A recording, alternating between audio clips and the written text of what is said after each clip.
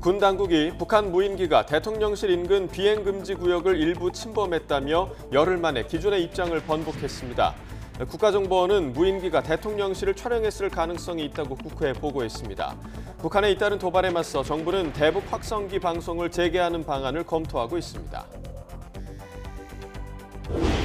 이태원 참사 진상규명을 위한 국정조사특별위원회가 이상민 행안부 장관과 박희영 용산구청장 등을 증인으로 출석시킨 가운데 2차 청문회를 엽니다.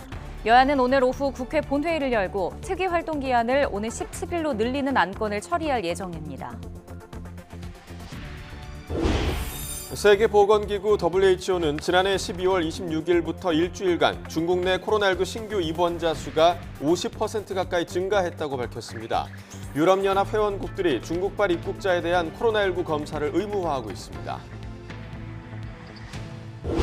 푸틴 러시아 대통령이 우크라이나에 있는 러시아군에게 크리스마스를 기념할 수 있도록 오는 6일 정오부터 36시간 동안 휴전 명령을 내렸습니다. 우크라이나는 러시아군의 재정비를 위한 시간 벌기용 술수라며 비난했고 바이든 미 대통령도 푸틴 대통령이 산소가 필요한 모양이라며 평가절하했습니다. 지난해 호주로 해외 연수를 갔던 서울시 의회 의원들이 계획에 없던 관광 일정을 마구 추가한 것으로 드러났습니다. 서울시 의회 의원들의 해외 연수가 지난해 4분기에 특히 몰렸는데 의회 예산이 많이 남는다며 해외 연수를 적극 장려하는 분위기였다고 합니다. YTN이 단독 보도합니다. 절기상 소환인 오늘 종일 예년 기온을 웃돌면서 큰 추위는 없겠지만 퇴근길 전국에 비나 눈이 내리겠습니다. 강원 영동을 제외한 전국 대부분 지역의 초미세먼지 농도는 종일 나쁨 수준을 유지하겠습니다. 시청자 여러분 안녕하십니까? 1월 6일 금요일 굿모닝 YTN 2부 시작합니다. 북한 무인기가 대통령실 인근 비행금지 구역은 침범하지 않았다고 강하게 주장해온 군 당국이 열흘 만에 기존의 입장을 번복했습니다. 그러면서 용산 집무실의 안전에는 이상이 없고 촬영도 하지 못했을 거라고 판단했는데 이에 대한 명확한 근거는 제시하지 않았습니다. 보도에 신준명 기자입니다. 북한 무인기 침범 사태 이후 국회 국방위원회 소속 야당 의원들은 무인기가 대통령실 인근 비행금지 구역까지 통과했을 가능성이 있다고 주장했습니다. 이게 어디 수도권 북부로 지나간 겁니까 이게?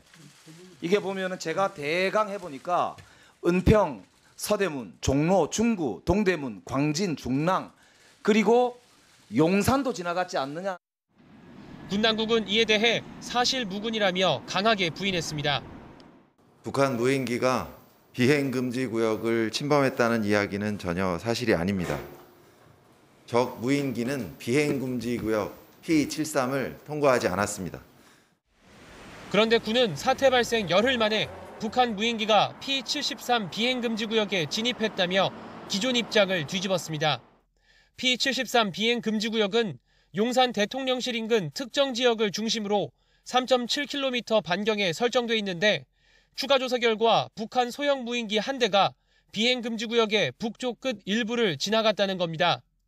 이 같은 사실은 자체 검열 과정에서 드러났는데 서울 지역에 많은 탐지 체계가 있어 대부분의 항적을 추적했다고 자신했던 합동참모본부도 거짓말을 한 셈이 된 겁니다. 군은 또 해당 무인기의 성능상 대통령 집무실을 촬영하지는 못했을 거라고 밝혔지만 뒷받침할 만한 근거는 제시하지 않았습니다. 구차한 변명으로 들렸는데 북한의 무인기를 완벽하게 탐지를 하지 못한 상황에서 마치 단정적으로 용산 대통령실 상공에는 들어오지 않았다고 단정적인 발표를 한 것이 문제지요. 군은 최초 확인과 이후 검열 과정에 차이가 발생한 것에 대해 유감스럽게 생각한다고 밝혔습니다. 이런 가운데 합참은 북한 무인기 침범 후속 조치로 경기 파주와 강원 양구, 충남 대천 등지에서 실사격이 포함된 합동 방공 훈련을 벌였습니다. YTN 신준명입니다.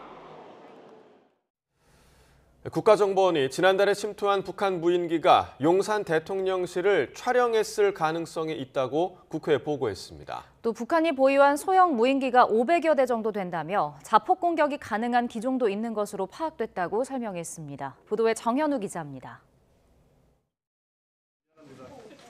국가정보원은 최근 침투한 북한 무인기가 용산 대통령실을 촬영했을 가능성을 배제할 수 없다고 밝혔습니다. 용산 대통령실, 즉 촬영 가능성에 대한 우려를 표명했고 가능성 있다는 답변을 했습니다. 가정적인 질문에 대해서 그럴 가능성도 배제할 수 없다는 답변이지 그럴 가능하다라고 답변하신 건 아닙니다. 또 항적 조사 결과 비행금지구역 북쪽을 지나간 것으로 확인했다고 보고했습니다. 북한이 보유한 무인기는 1에서 6m급 소형기 위주로 20여 종, 500여 대 규모인 것으로 파악됐습니다. 특히 자폭 공격형 무인기도 소량 보유하고 있는 것으로 추정했습니다. 북한이 원거리 정찰용 중대형 무인기를 개발하는 동향도 포착됐습니다. 다만 이는 아직 초기 단계로 고성능 탐지 센서 등 기술 확보가 개발의 관건인 것으로 알려졌습니다. 국정원은 또 침투 무인기가 모두 12대라는 일부 언론 보도는 사실이 아니라며 알려진 것처럼 5대가 맞다고 전했습니다. YTN 정현우입니다. 통일부가 9.19 군사합의 효력이 정지될 경우 남북관계발전법상 금지된 대북전단 살포나 대북 확성기 방송이 가능한지에 대해 법률 검토에 들어갔습니다. 통일부 당국자는 남북관계발전법 23조에 따른 남북합의서 효력 정지가 있을 경우 24조에서 금지하고 있는 행위들을 할 수 있는지에 대해 해당 부서에서 법률 검토를 하고 있다며 이같이 말했습니다. 남북관계발전법 24조에는 군사분계선 일대에서의 북한에 대한 확성기 방송, 북한에 대한 시각 매개물 게시, 전단 등 살포를 금지한다고 규정돼 있습니다. 이태원 참사 진상규명을 위한 국정조사 특별위원회가 오늘 국회에서 행정안전부와 서울시 등을 상대로 2차 청문회를 엽니다. 오늘 청문회에는 이상민 행안부 장관과 오세훈 서울시장, 그리고 업무상 과실치사상 등 혐의로 구속된 박희영 서울 용산구청장 등이 증인으로 출석합니다. 여야는 이 장관과 박 구청장 등을 상대로 참사 전 예방조치와 당일 대응을 집중 추궁할 것으로 보입니다. 국회는 오늘 본회의를 열어 이태원 참사 국정조사 특별위원회 활동 기간을 연장하는 안건을 처리합니다. 여야는 오늘 오후 국회 본회의를 열고 내일로 끝나는 특위 활동 기한을 오는 17일로 열흘 늘리는 안건을 처리할 예정입니다. 다만 3차 청문회 증인 명단에 유가족과 생존자를 포함할지와 재발 방지 대책 마련을 위한 전문가 공청회를 진행할지 여부 등에 대해선 후속 논의가 이어질 전망입니다. 이태원 참사를 수사하는 경찰청 특별수사본부가 김광호 서울경찰청장을 불구속 상태로 검찰에 넘기기로 했습니다. 또 행정안전부와 서울시 등에 대해선 사실상 무혐의 결론을 내린 것으로 파악돼 특수본 수사가 결국 윗선으로 뻗치지 못한 채 마무리되는 모양새입니다. 박정현 기자의 보도입니다. 지금까지 입건된 경찰 피의자 가운데 최고위급으로 이른바 윗선 수사의 첫 단추로도 꼽혀온 김광호 서울경찰청장. 경찰청 특별사본부는 김 청장이 헬로윈 축제에 인파가 몰릴 거라는 사전 보고를 받은 만큼 참사를 막지 못한 과실이 있다고 보고 있습니다. 그러나 앞서 구속된 이임재 전 서장 등 용산경찰서 간부보다는 책임이 덜하고 참사 사실을 뒤늦게 인지한 점을 고려해 다음 주 불구속 송치하기로 결정했습니다. 특수본이 설 연휴 전에 수사를 매듭짓겠다고 재확인한 만큼 수사는 서울경찰청장 송치를 끝으로 종결될 공산이 큽니다. 참사에 부실 대응한 혐의를 받는 최성범 용산소방서장에 대해서도 다시 구속영장을 신청하지 않기로 했습니다. 검찰과 충분한 협의를 거쳤다고 강조했지만 앞서 검찰이 한 차례 영장이 반려하며 보안 수사를 요구하자 납득할 수 없다며 강하게 반발했던 만큼 검찰과 실제로 이견을 좁혔는지는 미지수입니다.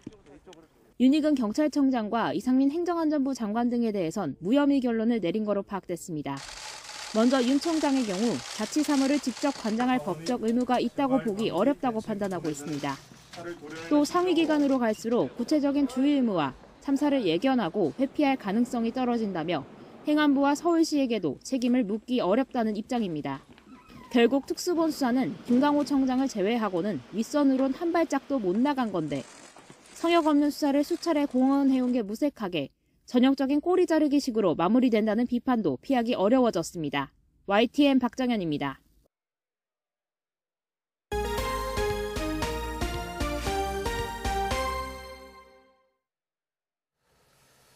세계 최대 IT 가전 박람회 CES가 우리 시간으로 오늘 새벽 개막했습니다. 코로나 엔데믹을 맞아 개최되는 만큼 참여 기업들도 대폭 늘고 또 규모도 더 커졌습니다. CES 현장에 나가 있는 취재 기자 연결합니다. 윤혜리 기자. 네, 미국 라스베이거스 컨벤션 센터에 나와 있습니다. 네, 오늘 개막 첫날인데요. 현지 분위기 전해주시죠. 네, 현지 시간으로 5일 10시부터 이곳에서 라스베이거스에서 최대 가전제품 IT 박람회 CES가 화려한 막을 열었습니다. 개막 2시간 전부터 입장 대기줄이 길게 이어졌고 지금 보이시는 것처럼 현재는 전 세계에서 모인 사람들로 발디딜 곳이 없는 정도입니다. 제가 이틀 전부터 이곳 라스베이거스에서 와서 그 준비 현장을 계속 지켜보았는데요. 코로나19 팬데믹을 맞아 열린 만큼 참가인들과 참여 기업들은 물론 라스베이거스 현지인들은 모두 몹시 설레고 들떠있는 기분이었습니다. 직접 들어보시겠습니다. I'm from Toronto, Canada. It takes 5 hours flight to be here. We are in fintech, but there are something AI and some electric automobile. This is kind of my major interest. CES에서 주요 혁신상을 휩쓴 국내 기업들의 활약이 눈에 띕니다. 삼성전자와 LG전자는 가전제품 전시장 출입구에서 가장 가깝고 눈에 잘 띄는 곳에 부스를 마련했는데요. LG전자는 고객의 삶은 행복하게 만든다는 슬로건을 내걸고 대형 부스를 운영하고 있습니다. 특히 관람객들의 눈을 사로잡은 건 올레드 패널을 260장 이어붙인 초대형 조형물 올레드 지평선입니다. 패널이 자유롭게 곡선으로 휘어져 있는 모습과 선명한 색감 대비가 몰입감을 높여 실제로 자연 속을 걷고 있는 듯한 느낌이 들게 합니다. 삼성전자는 맞춤형 가전으로 여는 초연결성을 올해 화두로 제시하고 3,000제곱미터 규모의 초대형 부스를 차렸습니다. 자사의 가전제품뿐 아니라 구글과 아마존, 애플 등의 스마트홈 기기와도 쉽게 연동이 가능한 스마트싱스 스테이션을 처음으로 공개했습니다. SK그룹은 탄소 없는 미래를 달성하기 위한 그린 정보통신 기술을 선보였습니다. 세계 주요 도시의 랜드마크가 물에 잠기는 모습을 미디어 아트로 구현해 인류가 기후위기에 제대로 대응하지 않을 경우 맞이할 참혹한 미래를 보여주고 있습니다. 초고속 전기차 배터리부터 도심 항공교통, 수소 밸류체인과 지속가능 식품에 이르기까지 40여 개 친환경 기술을 소개했습니다. 현대중공업에서 최근 이름을 바꾼 HD 현대는 바다를 친환경 에너지의 장으로 전환하겠다는 포부를 밝혔습니다. 해상 풍력으로 에너지를 생산하고 액화 천연가스나 수소 등으로 추진 동력을 얻는 친환경 선박 개발에 박차를 가하겠다는 계획입니다. 네, 해외 기업들도 많이 참여하고 있죠. 네, 그렇습니다. 지난해 오미크론 변이 확산으로 불참했던 구글과 아마존 등 글로벌 IT 기업들이 돌아왔습니다. 구글은 야외 전시장에 초대형 단독 부스를 차렸는데요. 자동차 전용 체제인 안드로이드 오토의 새 기능을 공개할 예정입니다. 아마존도 모빌리티 기술에 초점을 맞춰 음성 명령만으로 차량의 온도와 습도를 조절하는 새 기능을 공개할 예정입니다. CES 개최 기간에는 라스베이거스 도시 전체가 거대한 전시장이나 다름없는데요. 그만큼 전시장 규모도 방대합니다. 우선 중앙 컨벤션 센터에는 CES의 핵심이라 할 수 있는 가전제품 전시장이 있습니다. 바로 옆 웨스트홀에서는 모빌리티 전시가 이뤄지고 있습니다. 최근 첨단 모빌리티 기술의 진화가 주목받으면서 지난해보다 전시장 규모도 25% 더 커졌습니다. 노스홀에서는 유니콘과 벤처기업들이 한데 모여 신제품 각축전을 벌이고 있습니다. 특히 올해에는 메타버스나 블록체인 등 웹 3.0 기술이 새롭게 주목을 받고 있습니다. 올해 CES에는 전 세계 3,000여 개 기업이 참석하며 관람객은 10만 명을 넘을 것으로 전망됩니다. 앞으로 어떤 혁신적인 기술이 우리의 일상을 더 편리하게 바꿔놓을 수 있을지 주목됩니다. 지금까지 미국 라스베이거스에서 YTN 윤혜리입니다. 중국발 코로나 확산에 대한 우려 속에 유럽에서도 중국에 대한 규제가 잇따르고 있습니다. 독일과 스웨덴, 벨기에가 중국발 입국자에 대해 코로나 음성 확인을 의무화했고 곧 항공기 폐수 검사도 실시됩니다. 김태현 기자의 보도입니다. 중국에 대한 코로나 방역 조치가 유럽에서도 확산하고 있습니다. 미온적이었던 독일도 자세를 바꿔 27개 회원국에 코로나 사전검사를 도입하라는 유럽연합의 권고를 수용했습니다. 중국발 입국자의 음성 확인서 제출을 의무화하고 무작위 코로나 검사와 함께 항공기 폐수 검사도 곧 실시할 계획입니다. Also die Einreise ist nur gestattet mit einem negativen Test. Das ist also hier die Grundlage. Und wir werden darüber hinaus also an den Flughäfen systematisch durch Stichproben nach Varianten forschen und ein 스웨덴 당국도 7일부터 중국발 입국자는 미리 코로나 음성 확인서를 반드시 내도록 했습니다. 벨기에도 우선 중국발 직항편 탑승객을 대상으로 코로나 음성 확인서 제출을 의무화할 방침입니다. 벨기에는 직항편의 폐수 검사를 처음 실시할 예정입니다. 항공기 화장실의 폐수를 검사하면 얼마나 많은 승객이 감염됐는지 어떤 변이인지를 알 수 있습니다. 중국은 여전히 코로나 상황을 통제할 수 있고 국제사회와 공동 대응하겠다는 입장입니다. 我们也呼吁各方秉持科学原则，采取科学、适度、不针对特定国家的防疫措施，避免政治化疫情的言行。 이미 중국을 규제하고 있는 프랑스, 이탈리아, 스페인에 이어 춘절 설 연휴의 위험성을 고려한 유럽 국가들의 행보가 빨라지고 있습니다. YTN 김태현입니다. 세계보건기구 WHO는 중국 내 코로나19 신규 입원자 수가 최근 50% 가까이 증가했다고 밝혔습니다. WHO가 5일 공개한 중국 코로나19 주간 현황 자료에 따르면 지난해 12월 26일부터 올해 1월 1일까지 일주일간 중국 내 코로나 신규 입원자 수는 22,400여 건으로 전주에 15,100여 건보다 46%가량 증가했습니다. WHO는 중국이 코로나 방역 조치를 대폭 완화한 지난해 12월 초 이후 중국 보건당국으로부터 신규 입원자 관련 정보 등을 전달받지 못하다가 이번에 다시 받게 됐습니다. 네, 지금 중국에서는 의료 대란, 또 장내 대란으로 아우성입니다. 그러나 중국 당국이 발표한 코로나19 공식 사망자는 단 한 명이었습니다. 베이징 강정규 특파원입니다. 중국의 한 화장터 옆 공터, 제대로 소각되지 않은 유해가 아무렇게나 버려져 있습니다. 这肉都没花完这一堆，你看，这都是人骨头。 곳곳에 널린 시신들, 화장터의 긴 대기줄, 이젠 너무 흔한 장면이 됐습니다. 작별 인사는 야외 운구 차량 앞에서 머리를 숙이는 게 전부. 정중한 장례는 엄두도 못 냅니다. 어쩔 수 없이 유족들 스스로 시신을 태우거나 집안에 땅을 파고 매장하기도 합니다.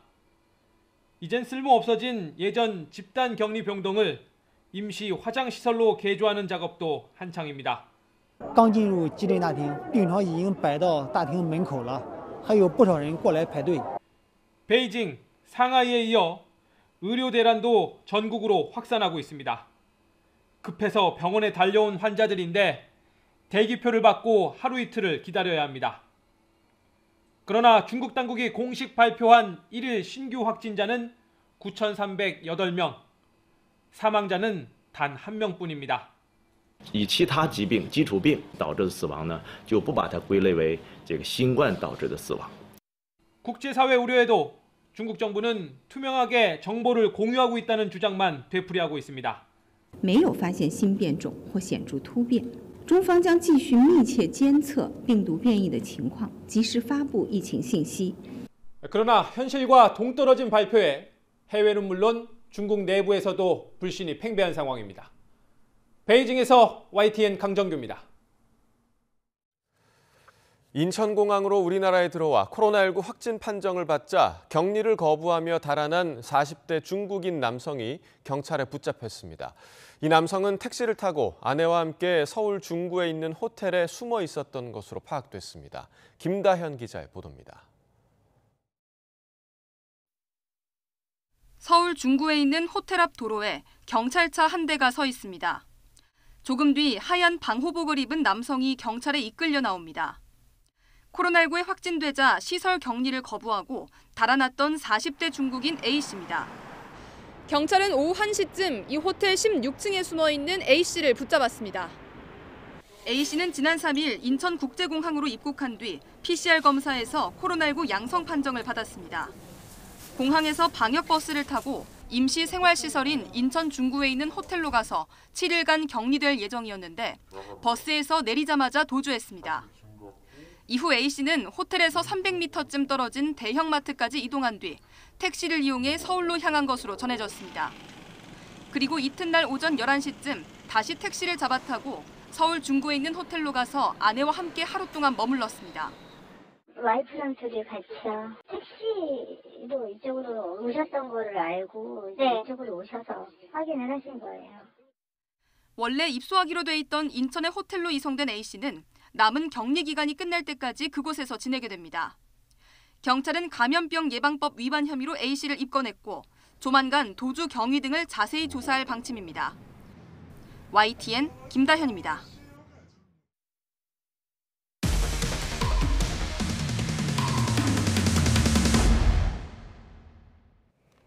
어제 YTN이 서울시의회 해외 연수 보고서의 베끼기 실태 전해드렸는데요.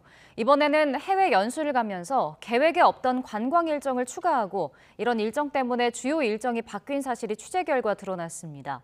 서울시의회 예산이 많이 남는다며 해외 연수를 적극 장려하는 분위기였다고 합니다. 김태원 기자가 단독 보도합니다. 서울시의회 기획경제위원회 소속 의원들이 호주 시드니로 연수를 떠난 건 지난해 10월. 5박 7일 동안 예산 4,800만 원이 투입된 호주 연수 보고서를 살펴봤습니다. 사전 계획에는 연수 5일째와 6일째, 박물관과 전통시장을 찾기로 했습니다. 그런데 현지에서 갑자기 블루마운틴 국립공원과 달링하버, 오페라 하우스 탐방 일정이 추가됐습니다. 또 시드니 교포들과 술을 곁들인 일요일 점심 자리가 추가됐는데 이 일정 때문에 시장 방문 일정이 변경됐습니다. 찍을 만한 사진이 없었다며 SNS에서 퍼오기도 했습니다.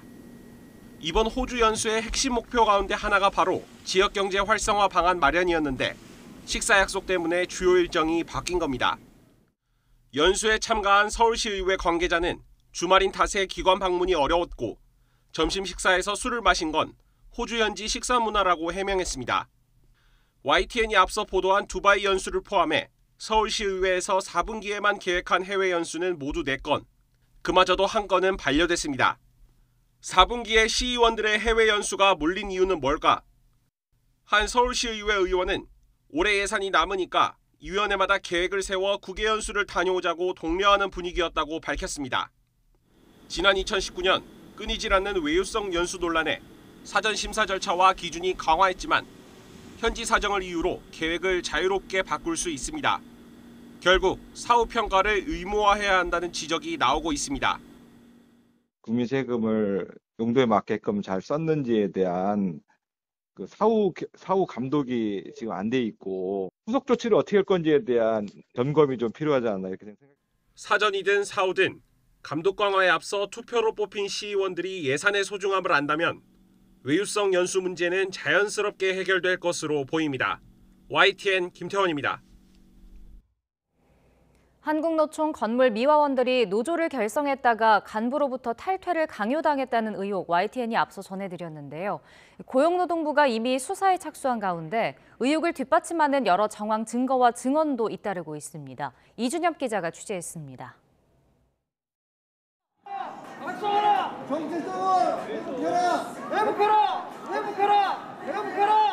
한국노총 건물 앞 구호를 외치는 이들은 다름 아닌 노총 소속 노조원입니다.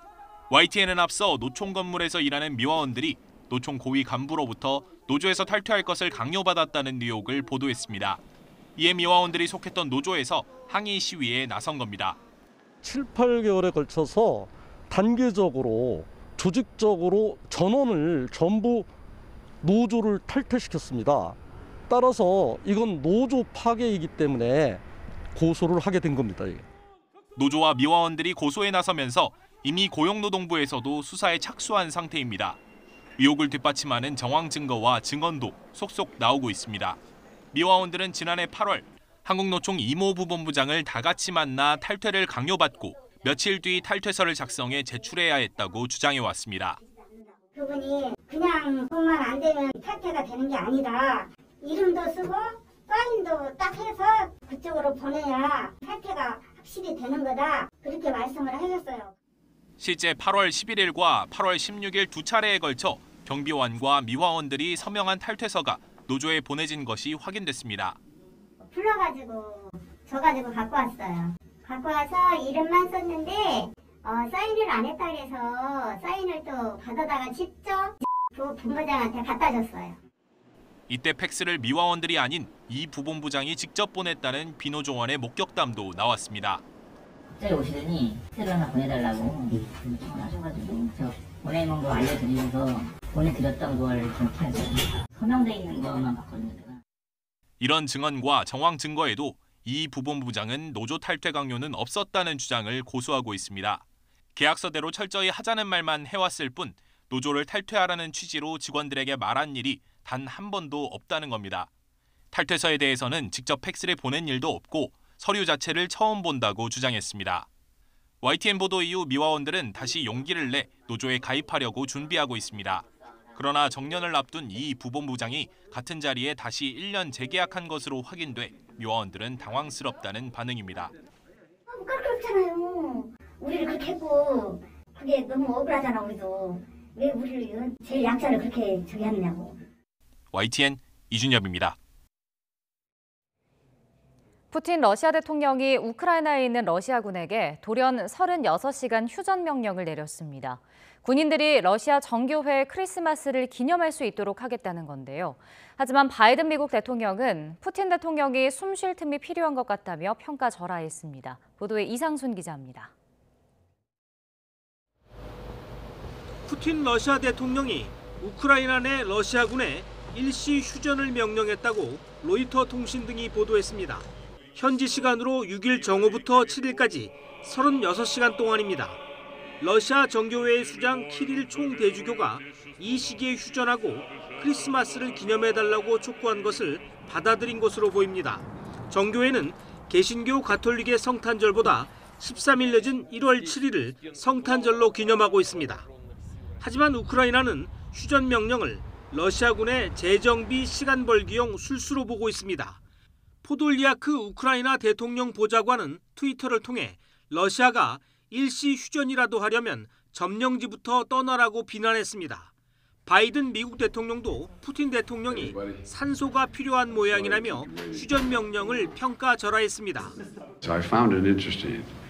He was ready to bomb hospitals and nurseries and churches and on the 25th and New Year's and I mean, you know, I think he's trying to find some oxygen. 실제로 러시아 군주의부는 휴전 명령 발표 직전 마키유카 참사 생존 군인을 찾아 복수를 다짐했습니다. 새 벽두 우크라이나의 미사일 공격으로 러시아가 밝힌 공식 사망자만 89명에 이릅니다.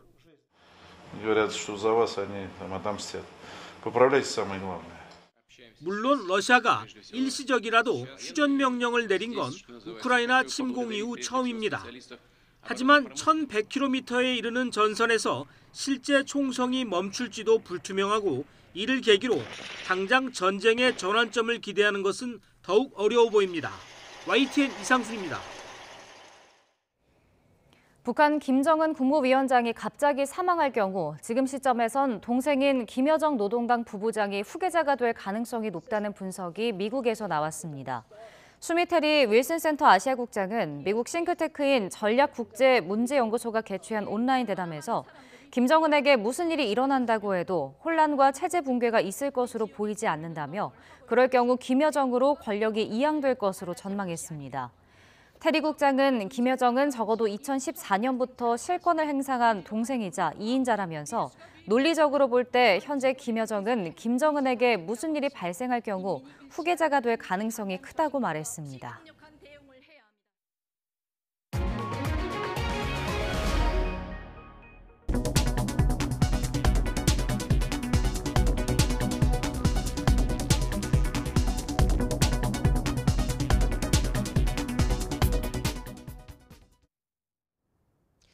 오늘은 1년 중 가장 춥다는 절기 소환이지만 큰 추위 걱정은 없습니다. 하지만 추위 대신 고농도 미세먼지가 기승을 부리고 있는데요.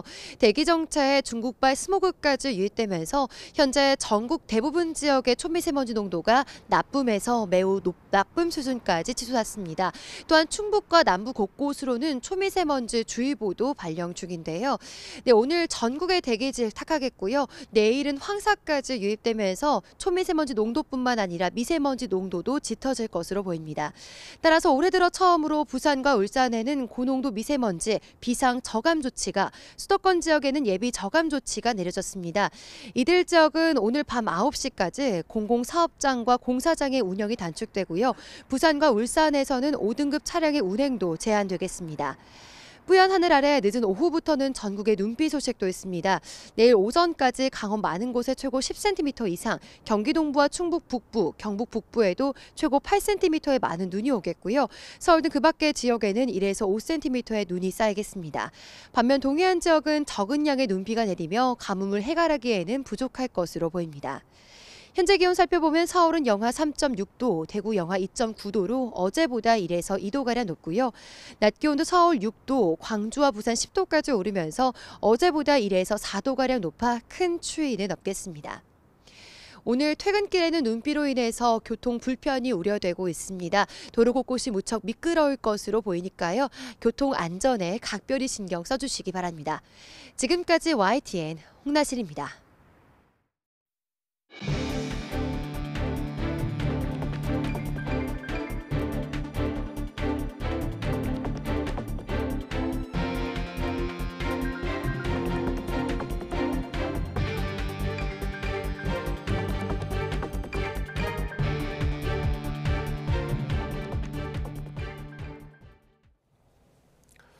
지난달 서울에 침투한 북한 무인기가 비행 금지 구역을 침범하지 않았다고 강력히 부인하던 군이 일부 진입했다고 입장을 바꿨습니다. 군 관계자는 서울에 진입한 북한 소형 무인기 한 대가 P-73 비행 금지 구역 북쪽 끝 일부를 지난 것으로 보인다고 밝혔습니다. 다만 북한 무인기가 대통령실이 위치한 용산구와 그 일대까지 침투한 것은 아니라며 용산 상공이 뚫렸다거나 P-73 내 700m까지 북한 무인기가 들어왔다는 일부 언론의 보도는 사실이 아니라고 설명했습니다. 비행금지 구역 P-73은 서울 용산 대통령실과 국방부를 중심으로 반경 3.7km에 설정돼 있습니다. 국가정보원은 이와 관련해 북한 무인기가 용산 대통령실을 촬영했을 가능성도 배제할 수 없다고 국회에 보고했습니다. 국회 정보위 간사인 더불어민주당 윤건영 의원은 정보위 회의에서 무인기의 용산 대통령실 촬영 가능성에 우려를 표명했고 국정원도 이에 대해 가능성이 있다고 답변했다고 밝혔습니다. 네, 이러한 가운데 대통령실은 군 당국도 몰랐던 북한 무인기의 비행구역 침범 사실을 야당 의원이 먼저 알았다며 정보 유출 의혹을 제기했습니다. 이에 대한 감찰과 함께 군에 허술했던 보고책에 책임을 물어 관련자 문책도 검토하고 있습니다. 보도에 조은지 기자입니다. 북한 무인기 5대가 우리 하늘을 침범한 건 지난해 12월 26일. 윤석열 대통령은 그제, 그러니까 도발 9일이 지나고야 무인기가 비행 금지 구역까지 넘어왔다는 사실을 보고받았습니다. 군 당국은 지난 1일 방공 레이더에서 북한 무인기가 비행 금지 구역 안쪽을 스친 항적을 발견했고 다른 레이더 컴퓨터까지 비교 대조해 항적을 3일 최종 판단했습니다. 이튿날 윤 대통령이 보고를 받았습니다. 뒷북 파악했다면 무능함이고 알고도 숨겼어도 문제. 윤 대통령은 국민께 당장 공개하라고 지시하는 동시에 군 당국을 크게 질타한 것으로 전해졌습니다. 압도적 대응 능력을 대한민국 국군에 주문한 것입니다. 특히 확고한 안보 대비 태세를 강조했습니다. 화살은 야당 의원에게도 향했습니다. 무인기 사태 직후인 지난달 28일 국회 국방위원회 긴급 현안 질의 때 사성 장군 출신 민주당 김병주 의원이 했던 이 발언. 하늘에 구멍이 나서 강진구, 종로, 은평구 모든 데가 구멍이 나는데 김병전 시간을 지켜주시고. 대통령실은 당시엔 국방부도 합동참모본부도 몰랐던 비행금지구역 침범 사실을 야당 의원이 어떻게 알았느냐고 지적했습니다. 자료 출처에 대해 당국에서 의문을 품고 있다고 부연했습니다. 대통령실은 정보 유출 의혹, 동시에 군의 보고체계 등에 대해 감찰과 문책 등 후속 조치도 밟을 것으로 보입니다. 대통령실은 북한의 무인기 침범을 정치, 사회 교란용 소프트 테러라고 규정했습니다. 하지만 군 당국에만 책임을 묻는 이른바 유체이탈식 대응이 안보 불안을 키운다는 비판도 제기됩니다. YTN 조은지입니다. 통일부가 9.19 군사합의 효력이 정지될 경우 남북관계 발전법상 금지된 대북 전단 살포나 대북 확성기 방송이 가능한지에 대해 법률 검토에 들어갔습니다. 통일부 당국자는 남북관계 발전법 23조에 따른 남북합의서 효력이 정지될 경우 24조에서 금지하고 있는 행위들을 할 수 있는지에 대해 해당 부서에서 법률 검토를 하고 있다며 이같이 말했습니다. 남북관계 발전법 24조에는 군사분계선 일대에서의 북한에 대한 확성기 방송, 북한에 대한 시각 매개물 게시, 전단 등 살포를 금지한다고 규정돼 있습니다. 이태원 참사 진상규명을 위한 국정조사 특별위원회는 오늘 국회에서 행정안전부와 서울시 등을 상대로 2차 청문회를 엽니다. 오늘 청문회에는 이상민 행안부 장관과 오세훈 서울시장 그리고 업무상 과실치사상 등의 혐의로 구속된 박희영 서울 용산구청장 등이 증인으로 출석합니다. 여야는 이 장관과 박 구청장 등을 상대로 참사 전 예방 조치와 당일 대응을 집중 추궁할 것으로 보입니다. 국회는 오늘 본회의를 열어 이태원 참사 국정조사 특별위원회 활동 기간을 연장하는 안건을 처리합니다. 이 기간을 17일까지 열흘 연장하되 쟁점이었던 3차 청문회 개최 시점 등은 특위에서 논의하기로 결정했습니다. 직접 들어보시겠습니다. 이태원 참사 국정조사 기간을 2023년 1월 17일까지 10일 연장하기로 합의를 보았습니다. 3차 청문회의 증인을 누구로 할 것인지, 언제 열 것인지, 또 향후에 그런 전문가 재발 방지 대책 공청회를 언제 열 것인지, 또 결과보고 채택을 어떻게 할 것인지는 당연히 특위 차원에서 논의를 해야 되는 것이 마땅합니다. 친윤계의 핵심이죠. 국민의힘 권성동 의원이 당대표 선거 불출마를 선언했습니다. 친윤계가 이른바 교통정리에 나섰다는 관측이 나오는 가운데 여론조사 선두권인 나경원 전 의원의 출마 여부가 큰 변수가 될 전망입니다. 정유진 기자가 보도합니다. 국민의힘 전당대회 출마를 저울질하던 권성동 의원이 돌연 불출마를 선언했습니다. 대통령 최측근이 지도부에 입성하면 불필요한 오해를 살 것이라면서 대권 주자는 당권에 도전해서는 안 될 것이라고도 못 박았습니다. 자기 대통령 출마에만 몰두해 온 사람이 당대표를 맡으면 필연적으로 계파를 형성할 것입니다. 안철수 의원을 겨냥한 발언이라는 해석과 함께 친윤계 내부의 교통정리로 권 의원이 당권 도전을 포기한 것 아니냐는 분석이 나왔습니다. 사전에 얘기하시거나 그러신 건 없어요? 본인의 고독한 결단이겠죠. 윤석열 정부 성공을 위한 충정이라고 저는 생각합니다. 권 의원의 불출마로 당내 친윤 지지층으로 새 확장을 노릴 수 있게 된 김기현 의원은 거듭 윤석열 정부 성공을 뒷받침하겠다고 강조했습니다. 동기화, 대통령과 눈빛만 봐도 서로 뜻이 통하는 사람이 돼야 된다. 뜻이 통하는 당이 돼야 된다. 저는 그런 생각을 합니다. 한층 힘을 받게 된 김기현 의원 경쟁 상대들의 수싸움도 뜨거워지고 있습니다. 안철수 의원은 자신도 관저에 초청받았다면서 윤심 마케팅에 뛰어들었고 처음에는 이제 대통령님께서 오셔가지고 한번 만찬을 하면 좋겠다고 말씀을 하고 이제 가셨고요. 구미 박정희 생가에서 출마 선언을 한 윤상현 의원은 거듭 당대표 수도권 출마론에 힘을 줬습니다. 한마디로 국민의힘은 영남권 참인연입니다. 수도권으로 진격하는 것이 박정희 정신인지 답은 명확하지 않습니까, 여러분? 하지만 전당대회 초반 무엇보다 큰 관심은 여론조사에서 줄곧 선두권을 달려온 나경원 전 의원의 출마 여부인데 아직 명확한 입장을 밝히지는 않고 있습니다. 전당대회 아직 고민이 아직 걸로. 네, 아직 여러 가지 다 좀 고루고루 생각해 보겠습니다. 여기에 여전히 출마 가능성이 반반이라며 여지를 두고 있는 유승민 전 의원의 선택도 전당대회 전체 판세의 변수가 될 수 있습니다. YTN 정유준입니다. 민주당 이재명 대표가 경기도지사 시절 도청 공무원을 통해 의약품을 대리 처방받았다는 의혹과 관련해 경찰에서 무혐의 처분을 받았습니다.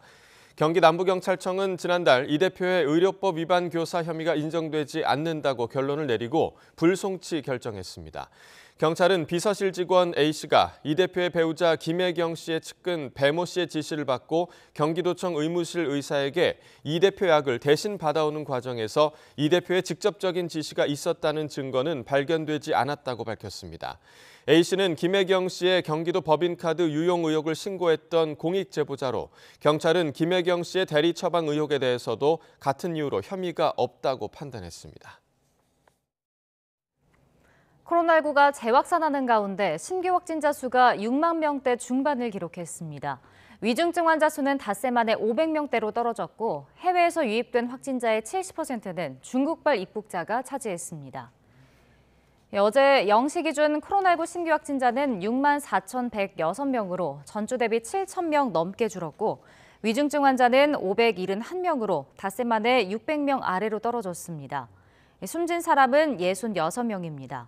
앞서 지난 2일부터는 중국에서 들어오는 모두 입국자에게 코로나19 PCR 검사가 시행됐습니다. 중국발 단기 체류 입국자 가운데 확진 판정을 받은 비율은 제도 시행 첫날 20%에서 이틀 만에 30%대까지 올랐습니다. 이와 동시에 해외 유입 확진자도 세 자릿수로 증가하며 지난해 10월 2일 이후 95일 만에 최다를 기록했습니다. 해외 유입 확진자의 무려 70%는 중국발 입국자가 차지했습니다. 유럽연합 회원국들이 중국발 입국자에 대한 코로나19 검사 의무화 등 규제 조치를 잇따라 내놨습니다. 독일은 27개 회원국에 코로나19 사전 검사를 도입하라는 EU의 권고를 전격 수용해 중국발 입국자에 대해 음성 확인서 제시를 의무화하기로 했습니다. 독일 보건장관은 변이 바이러스를 식별하기 위해 입국 시 임의로 코로나 검사를 하고 곧 항공기 폐수 검사도 실시하겠다고 밝혔습니다. 스웨덴도 7일부터 중국발 입국자의 코로나19 음성 확인서 사전 제출을 의무화하기로 했습니다. 지난해 호주로 해외 연수를 갔던 서울시 의회 의원들이 사전에 계획했던 일정을 바꾸면서 여러 관광지를 다녀왔던 것으로 드러났습니다. YTN이 확보한 지난해 10월 서울시 의원 7명이 5박 7일간 호주 시드니 연수 계획서를 보면 5일째와 6일째 박물관과 전통시장을 방문하기로 돼 있었지만 실제로는 대표 관광지를 탐방하는 일정이 현지에서 추가된 것으로 확인됐습니다. 이러한 가운데 서울시 의회에서 지난해 4분기에 계획한 해외 연수는 모두 4건으로 이 중 1건만 반려되는 등 연수가 연말에 몰린 것으로 파악됐습니다. 이와 관련해 서울시 의회 A 의원은 예산이 남으니까 위원회마다 계획을 세워 국외 연수를 다녀오자고 독려하는 분위기였다고 전했습니다. 대형 전자상거래 업체를 통해 주문한 김치 상자에서 살아있는 쥐가 발견됐다는 제보가 들어왔습니다. 업체 측이 원인 조사에 착수했는데 어떤 상황이었는지 차상은 기자가 취재했습니다. 김치가 들어있다고 적힌 종이 상자. 흔들어 보니 김치 말고도 무엇인가 들어있습니다. 손잡이 용도로 뚫린 구멍 사이로 모습을 드러낸 동물, 살아있는 쥐였습니다. 부산 해운대구에 사는 A씨는 지난해 말 대형 전자상거래 업체를 통해 김치를 주문했다가 이 같은 일을 당했다고 말했습니다. 여기 놔두고 상자만 제가 들고 갔는데 식탁에 올려놓고 칼로 따르고 뚜껑을 딱 열어서 뭐가 있는데 갑자기 얼굴에 드는데. 심하게 놀란 A씨는 쥐가 밖으로 나오지 못하게 테이프로 상자를 둘러쌌습니다. 고객센터를 통해 연락을 받은 업체 측은 1시간 만에 김치 상자를 회수했습니다.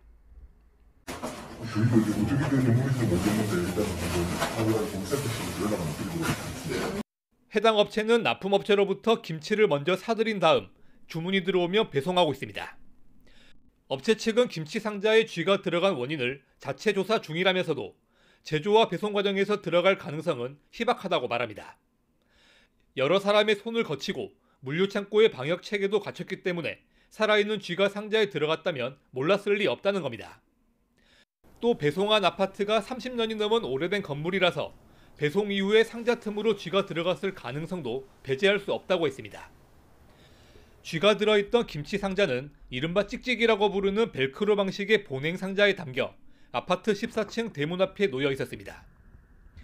A씨는 이 같은 일이 반복돼서는 안 된다는 생각으로 제보했다며 업체가 제시한 보상안은 모두 거절했다고 말했습니다. YTN 차상입니다. 잘 활용하면 13월에 월급을 기대할 수 있는 연말정산. 이번에는 공제 폭이 더 늘었습니다. 대중교통을 많이 이용했거나 또 신용카드를 재작년보다 많이 썼다면 환급금이 두둑해질 수 있습니다. 이형원 기자입니다. 지난해 근로소득에 대해 이루어지는 이번 연말정산에는 기존보다 높은 공제율이 적용됩니다. 지난해 신용카드를 재작년보다 5% 넘게 더 썼다면 이 부분 공제율은 20%, 기존의 2배로 돌려받습니다. 전통시장에서 더 쓴 돈에 대한 공제 항목은 아예 새롭게 추가됐습니다. 재작년보다 5% 넘게 더 쓴 부분은 20% 공제받습니다. 다만 한도는 신용카드 소비 증가분 공제액과 합쳐 100만 원까지입니다. 지난해 하반기 대중교통 이용에 쓴 돈은 기존 40%에서 80%로 공제율이 2배나 늘었습니다. 근로자의 생계비 부담 완화를 위해 하반기 대중교통 이용 금액 소득 공제율이 상향되었으며 전통시장 사용 금액 소비 증가분에 대한 소득 공제가 추가되었습니다. 고금리에 커진 주거 부담을 고려해 전세자금 대출 원리금 상환액도 더 공제해 줍니다. 무주택 세대주인 근로자가 임차를 위해 빌린 돈의 공제 한도는 100만 원 늘어 400만 원입니다. 또 월세로 쓴 돈에 대한 공제율도 최대 17%로 높였습니다. 이 밖에 난임 시술비는 30%로, 미수가 등을 위해 쓴 의료비 공제율은 20%로 올려 임신, 출산을 지원합니다. 국세청 연말정산 간소화 서비스는 오는 15일 열립니다. YTN 이영훈입니다. 봄나물의 대명사 두릅이 한겨울인 요즘도 제철이라고 합니다. 새로운 품종과 재배법 개발로 겨울에도 수확할 수 있기 때문인데요. 홍성욱 기자가 제철을 맞은 땅두릅 재배 농가에 다녀왔습니다.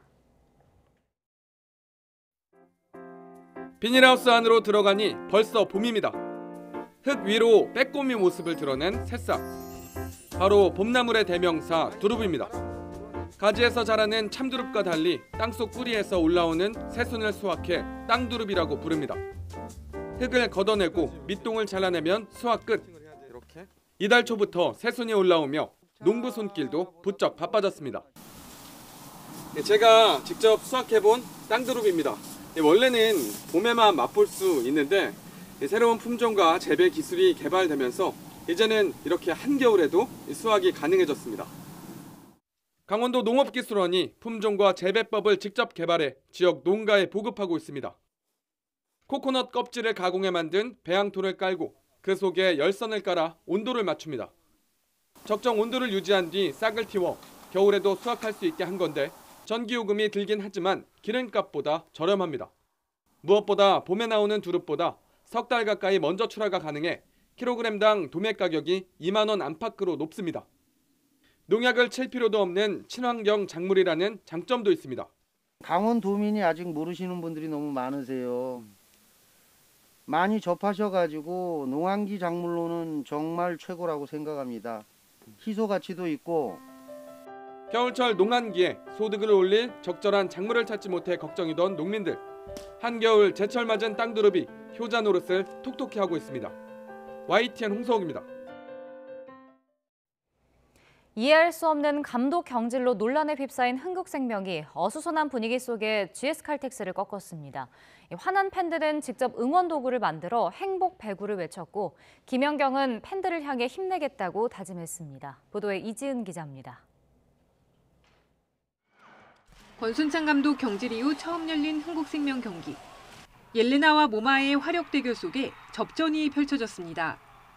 김연경은 위기마다 팀을 이끌었고 흥국생명은 세트 스코어 3대2로 값진 승리를 따냈습니다. 저희 또한 당황을 많이 했었는데 나가신 이제 권 감독님한테를 생각하면서 저희가 또 열심히 또 오늘 경기를 했던 것 같습니다. 팬들은 행복 배구라고 쓴 도구를 만들어 선수들을 응원했습니다. 오늘은 더욱 더 선수들을 응원하고 싶어서 왔습니다. 잘 마음도 추스리시고 해서 좋은 경기 계속 보여주셨으면 좋겠고 행복 배구 했으면 좋겠습니다. 화가 나더라고요. 어쨌든 그런데 이제 선수들이 거기에 휩쓸리지 않고 좀 열심히 해줬으면 좋겠어요. 흥국생명 신임 단장은 전임 단장과 감독이 로테이션 문제로 갈등을 빚었다며 경질 배경을 밝혔습니다. 전반기 관중 15만 명을 불러 모은 여자 배구. 관중 동원 1위부터 5위를 모두 흥국생명 홈경기가 차지할 정도로 김연경 효과를 누리고 있지만 누구도 이해할 수 없는 구단의 결정에 선수도 팬들도 마음의 상처만 입게 됐습니다. 많은 분들이 정말 저희를 지지하고 있고 응원을 해주시고 있구나라는 걸 너무 느꼈고 힘내서 더 할 수 있도록 하겠습니다. YTN 이지은입니다. 겨울의 5번째 절기 소환인 오늘 추위 대신 미세먼지가 말썽입니다. 현재 전국의 초미세먼지 농도가 나쁨에서 매우 나쁨 수준까지 치솟아 있고요. 충북과 남부 곳곳에는 초미세먼지 주의보도 발령 중입니다. 오늘 대부분 지역의 대기질 탁하겠고 내일은 황사까지 유입되면서 대기 상황이 더 악화할 것으로 보입니다. 따라서 올해 들어 처음으로 부산과 울산에는 고농도 미세먼지 비상 저감 조치가, 수도권 지역에는 예비 저감 조치가 내려졌습니다. 이들 지역은 오늘 밤 9시까지 공공사업장과 공사장의 운영이 단축되고요. 부산과 울산에서는 5등급 차량의 운행도 제한되겠습니다. 뿌연 하늘 아래 늦은 오후부터는 전국에 눈비 소식도 있습니다. 내일까지 강원 많은 곳에 최고 10cm 이상, 서울 등 그 밖의 지역에는 1에서 5cm의 눈이 쌓이겠습니다. 반면 동해안 지역은 적은 양의 눈비가 내리면서 가뭄을 해결하기에는 부족할 것으로 보입니다. 현재 기온 살펴보면 서울은 영하 4도, 대구 영하 3.1도로 어제보다 1에서 2도가량 높습니다. 낮 기온도 서울 6도, 광주와 부산 10도까지 오르면서 어제보다 1에서 4도가량 높겠습니다. 주말과 휴일에도 예년보다 온화한 날씨가 이어지면서 큰 추위는 없을 전망입니다. 날씨였습니다. 네, 굿모닝 YTN 2부 마칩니다. 잠시 후 6시 50분 3부에서 뵙겠습니다.